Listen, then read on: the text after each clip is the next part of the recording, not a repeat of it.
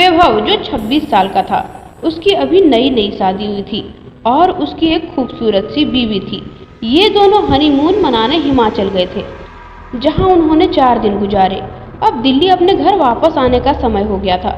दोनों अपनी गाड़ी में बैठकर दिल्ली के लिए चल दिए। रात के 11 बजे थे।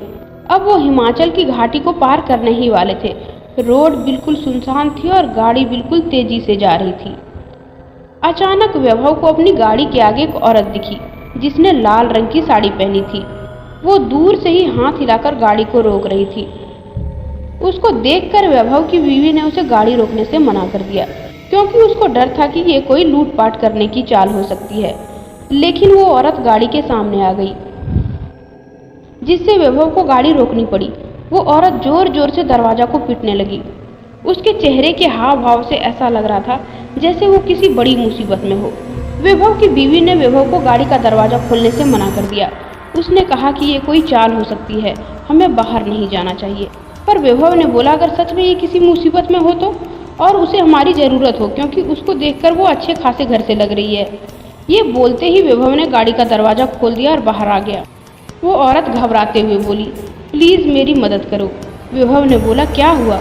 उस औरत ने जवाब दिया, मेरी गाड़ी नीचे खाई में गिरकर एक पेड़ से टकरा गई है और उसमें मेरी छोटी सी बच्ची फंसी हुई है। प्लीज़ उसको बाहर निकालो। ये सुनते ही वैभव की बीवी भी बाहर आ गई और तीनों खाई की ओर भागे। उन्होंने देखा कि वो गाड़ी थोड़े नीचे एक पेड़ से टकराई हुई है। वैभव झट से नीचे की ओर गया। उसने देखा पीछे वाली सीट पर एक बच्ची बैठी है जो रो रही है। वैभव ने दरवाज़ा खोलना चाहा, पर वो नहीं खुला। दरवाज़ा अटका हुआ था। उसने बहुत कोशिश की, तब जाकर वो दरवाज़ा खुला।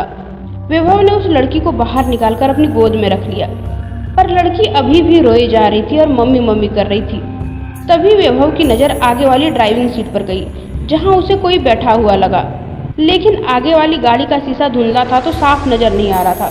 उसने अपने कपड़े से शीशे को साफ किया और जो वैभव ने देखा उसे देखकर उसके पैरों तले जमीन ही खिसक गई।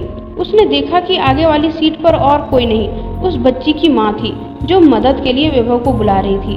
उसने देखा कि वो औरत के माथे से खून निकल रहा है और उसकी मौत हो चुकी है।